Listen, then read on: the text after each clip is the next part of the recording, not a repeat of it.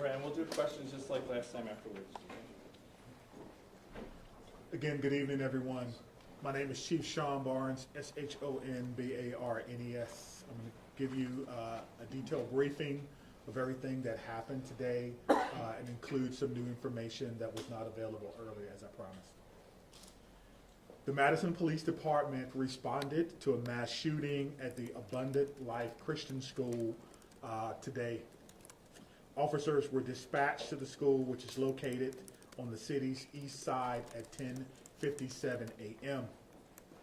They arrived to find multiple people suffering from gunshot wounds. 3 people, including the shooter, are dead. The shooter has now been identified as 15-year-old Natalie Rupnow, who went by the name Samantha. She was a student at the school, and evidence suggests she died from a self-inflicted gunshot wound. The official cause of death will be released by the Dane County Medical Examiner pending the conclusion of their examination. She was pronounced deceased while in transport to a local hospital.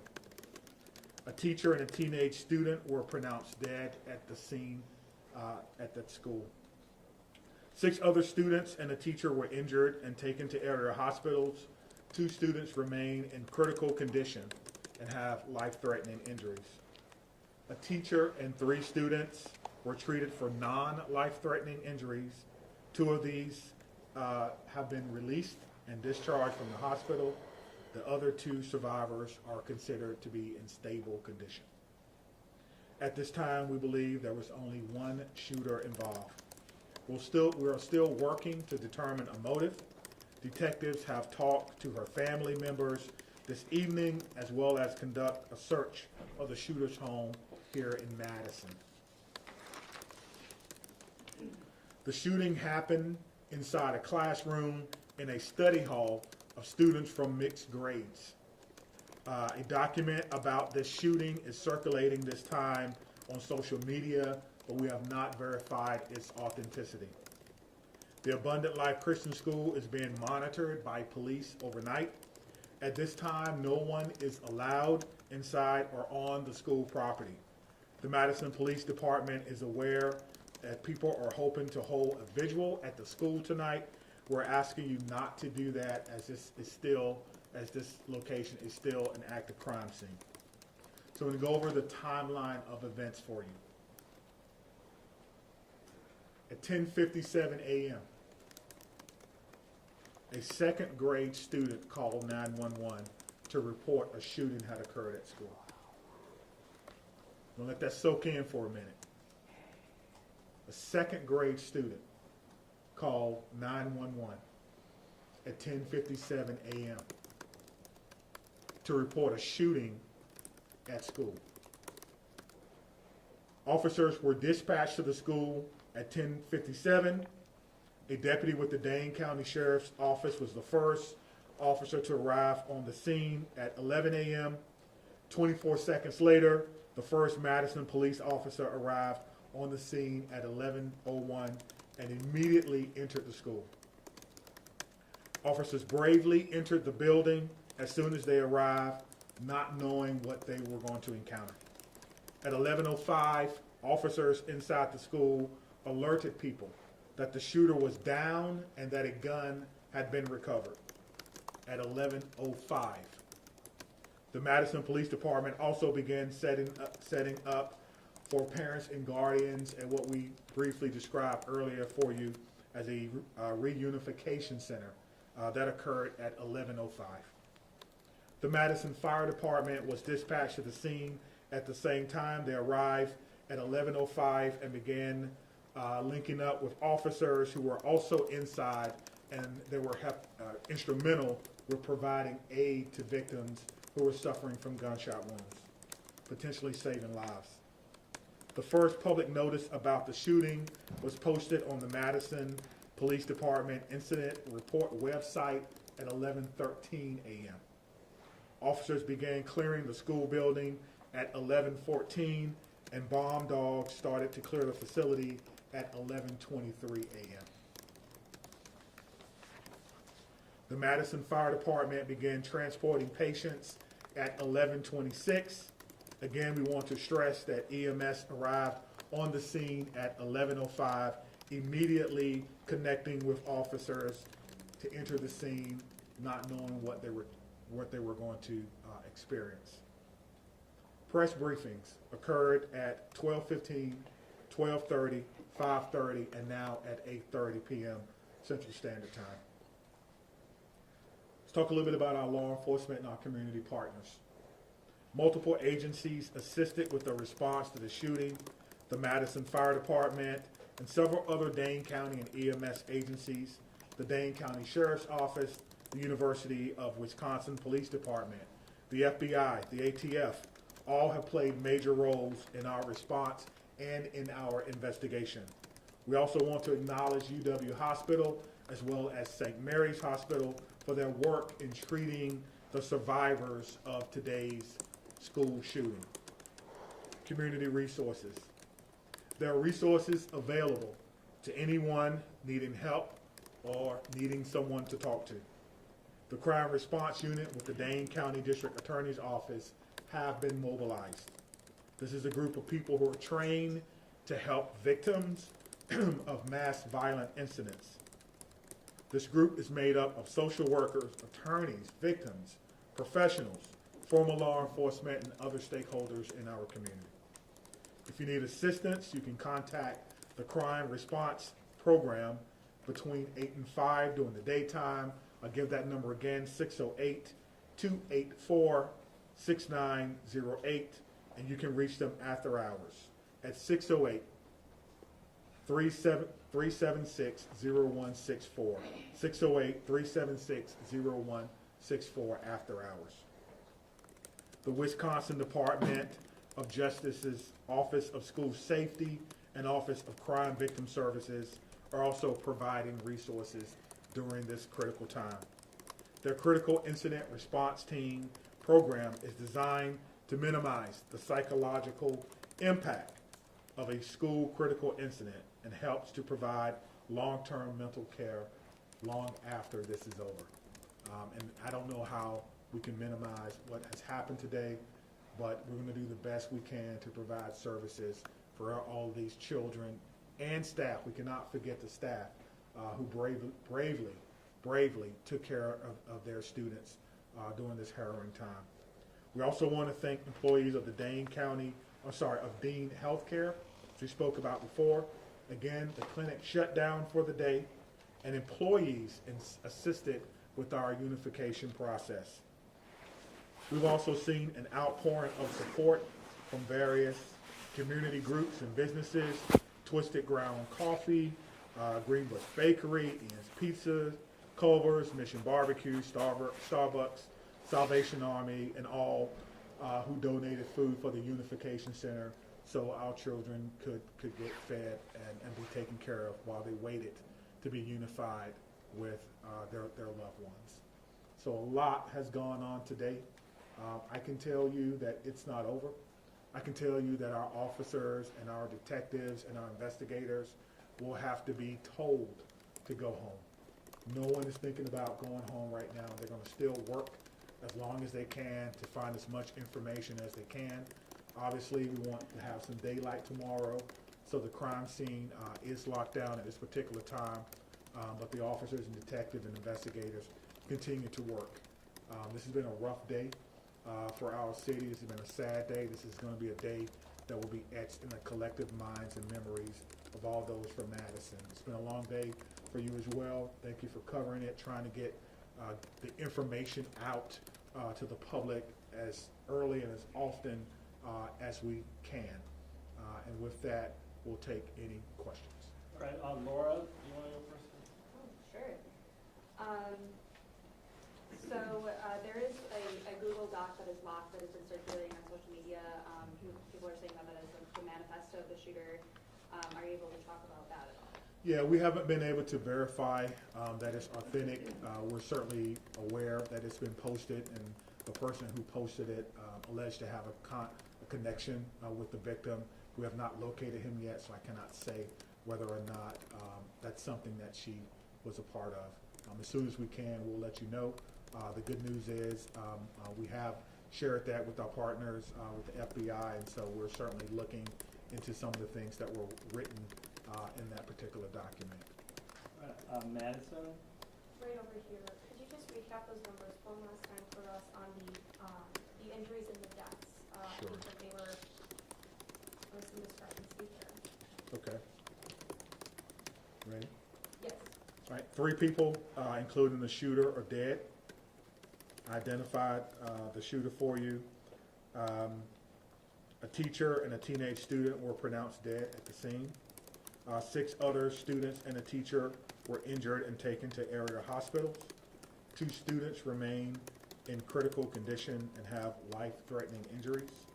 A teacher and 3 students were treated for non-life-threatening injuries, and 2 of those have been released or discharged from the area hospital.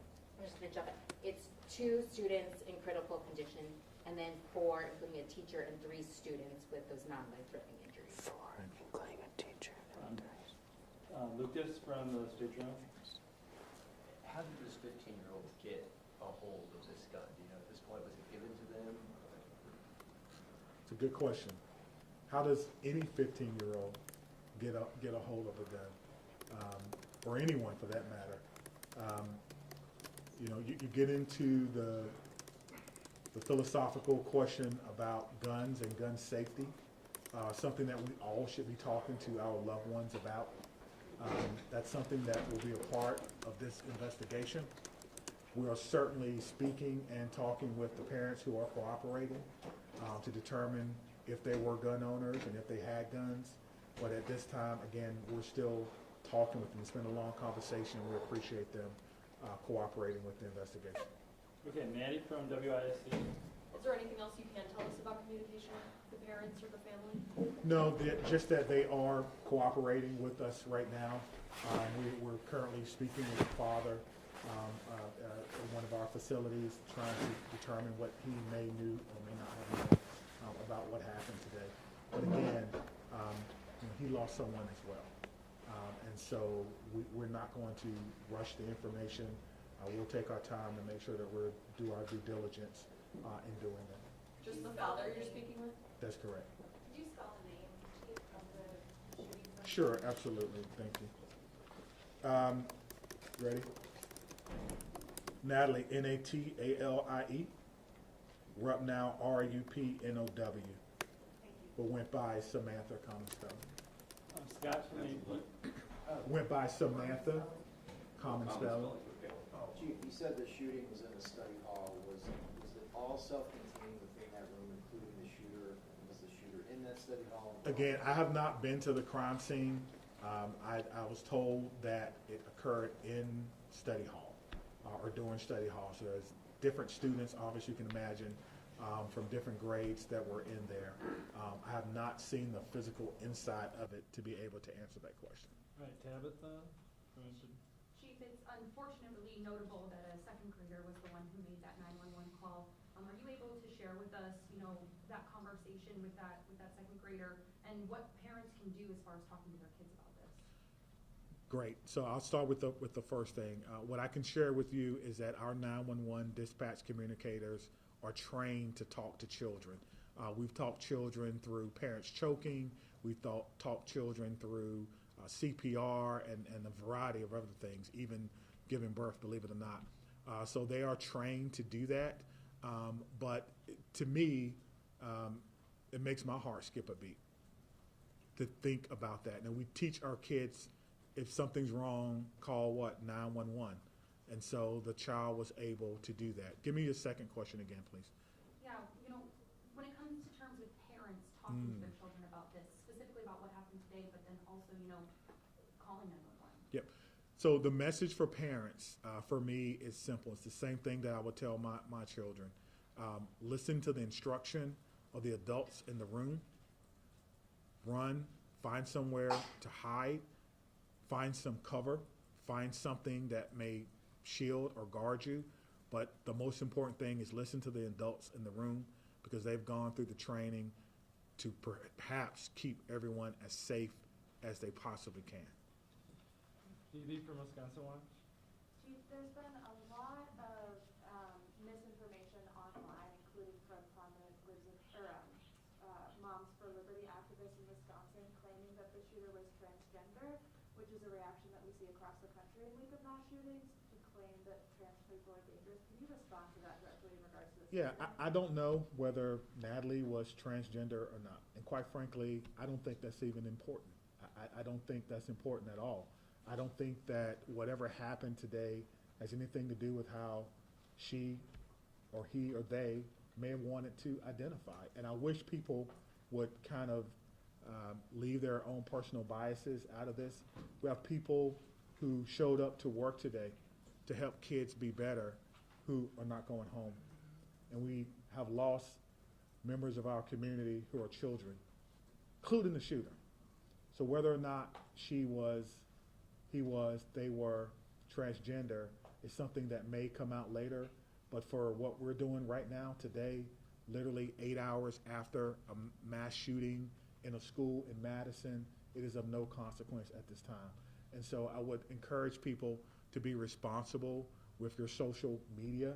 I won't go into some of the things that I've seen on social media that quite frankly are incorrect, that are not true, that are just not helping at all. And I choose not to breathe life into that because it's negative and we don't need it right now. We need to come together as a community and heal and try to wrap our arms around those who survived yet another school shooting in Madison. And that's where my focus will be for the very near future. Adam from CBS 58. Right here in the middle.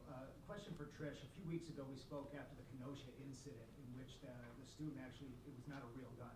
But we talked about copycats. What is the DOJ doing in the next couple of weeks?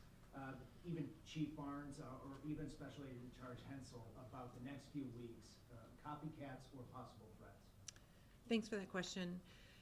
Trish Kilpin, Wisconsin DOJ Office of School Safety Director.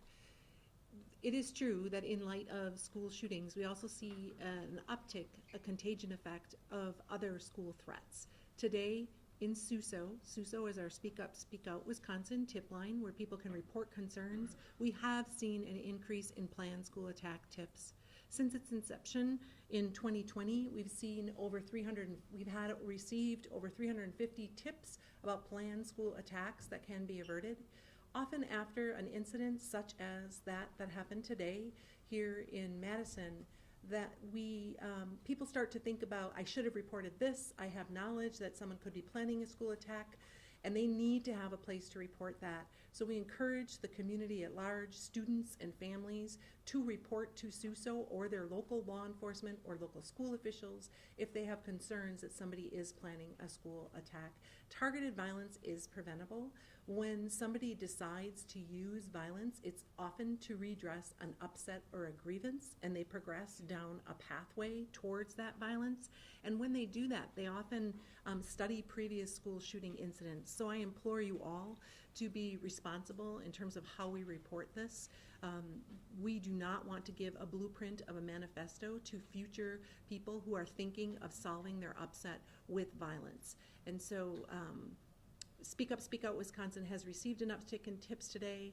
I have communicated with schools across the state as well as with DPI about how to manage and handle those tips, whether it's an anonymous threat or a threat specific to a student. At my office, we teach across Wisconsin behavioral threat assessment and management. This is the process rooted in the scientific body of knowledge of threat assessment of how to determine if a child poses a threat or has made a threat. We have trained thousands of people across Wisconsin, and we continue to do so. So we encourage schools to contact us for information on those trainings and on those tools that we have available to all schools, public and private and tribal, to prevent school violence here in Wisconsin, which is our mission. All right, Sarah from WPR. What are the gun policies at the school? Are guns allowed on the school property? For example, are staff at the school allowed to have firearms? No, we don't have any guns on the school grounds.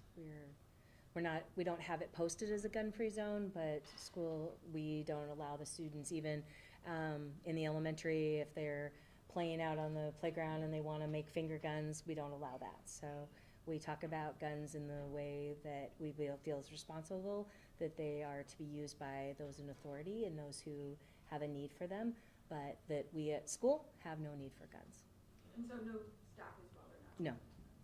All right, Daniela, I think you guys stay up there maybe, but do you have a question? Yeah, I do. So, I guess this one is for Chief Martin. Okay. So was the second grader in the classroom where the study hall was occurring when she made the call, or was she in a different classroom? I think there was in a different classroom, but obviously the sound of a firearm is usually unmistakable. And then again, we heard how the teachers reacted, lockdown. The students know what that means, some level of preparation, and then of course a call from the student, 911 of an active shooter. Just want to speak to something that was said in the back about copycats. I can't remember who asked that question. So anyone who makes a call or threat to a school, we will investigate that. And if you're found to be the person to make that call, you will be arrested. You will be arrested. All right, Ken from WKDT. Yeah, Barbara, I know this is still incredibly early, but is there a thought process on what the school would like to do in terms of security moving forward? Rethinking what's currently in place? I know we talked about the facial scans, but does the school feel like it needs to change anything about its security apparatus? So we're not the experts in security. We work with the experts in security, and so obviously as we go through this process and review it, we'll talk with those who have better knowledge than we do. We have done everything that we could within our ability to secure the school and to provide a safe learning environment as well as working environment for our staff and our students. But as we review things, that would be something that we continue to do with our Madison Police Liaison and then the Office of School Safety. So I can't speak to that now just because it's so close, but obviously that is something that we will continue to look at.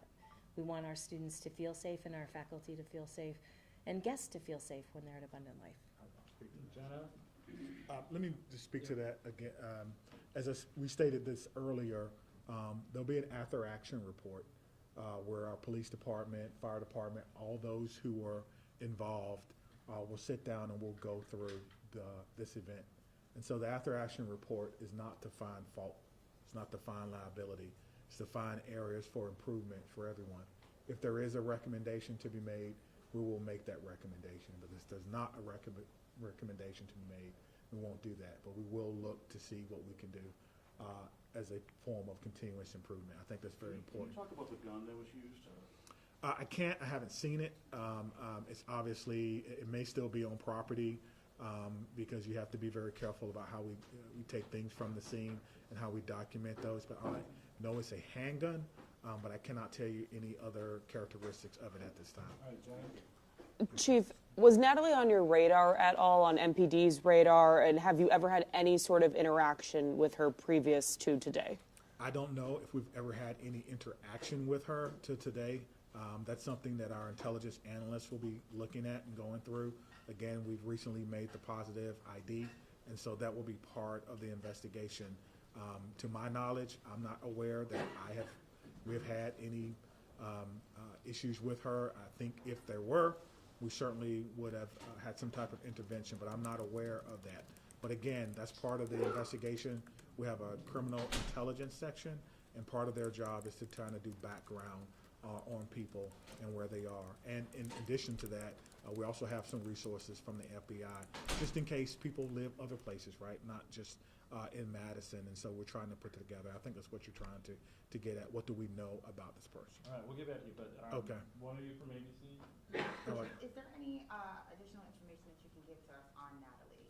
What her academic record, disciplinary record, if any?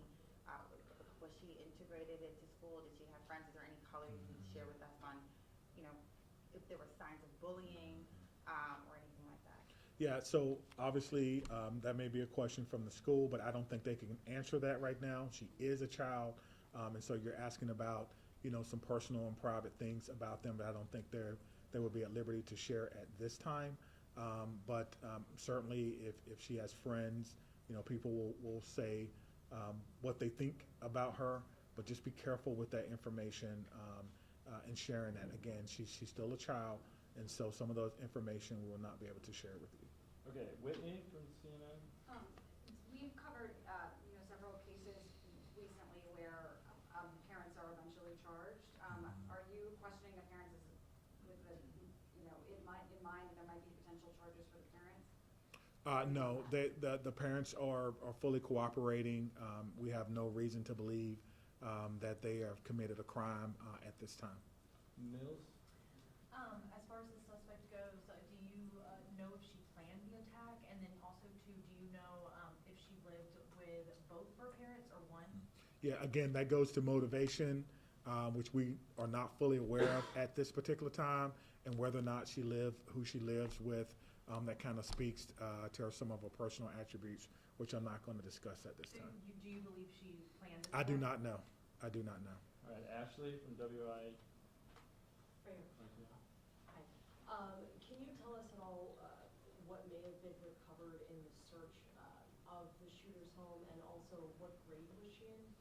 I'm not sure what grade she was in, but they're still searching, and so they're still going through evidence in the home, and so we do not have a complete list of the things that were collected from the home. Again, that was done with the consent of the parents. Earlier we talked about a search warrant. We did not have to execute that search warrant because we had the full cooperation of the parents. Were there any weapons?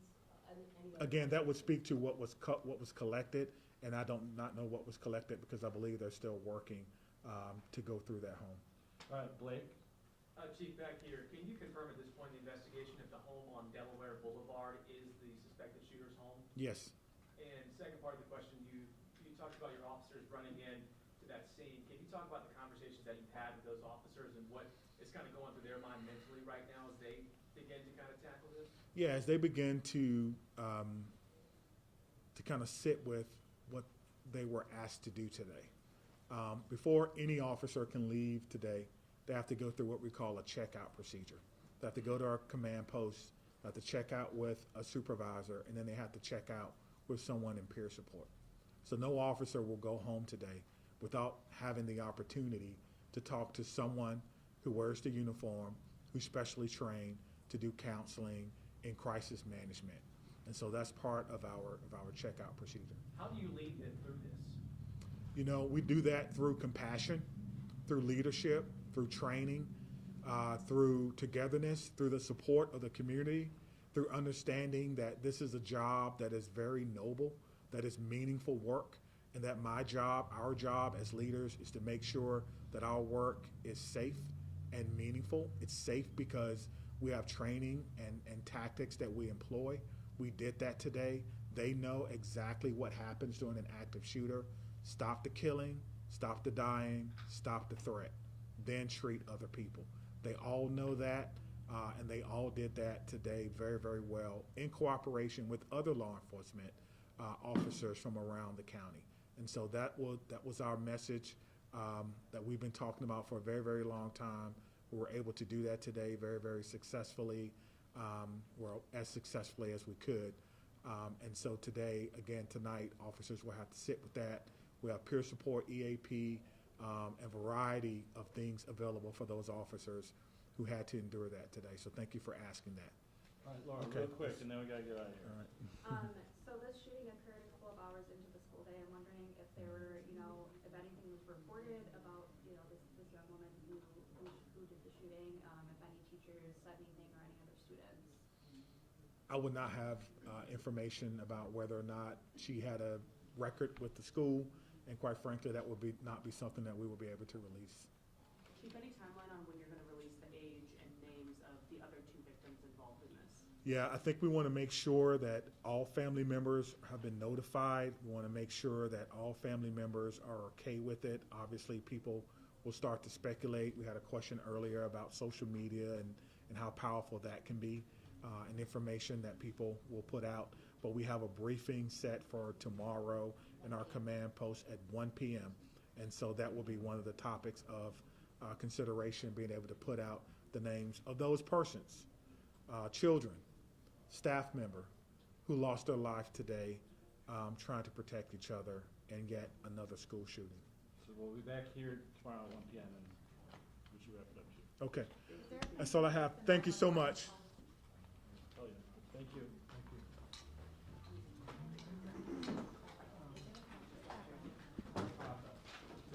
Hi. Can I get on your email list for Sure. media? It's just my last name at nytimes.com. Absolutely. I'll send it to Stephanie too. Okay. And I will say, I'm not updating the incident report list or the media list this week. All updates will come through our incident report website. So we can talk long term, we can get added specifically for this, but right now. Is it always a long process to add me to the It's list? just, it's not a long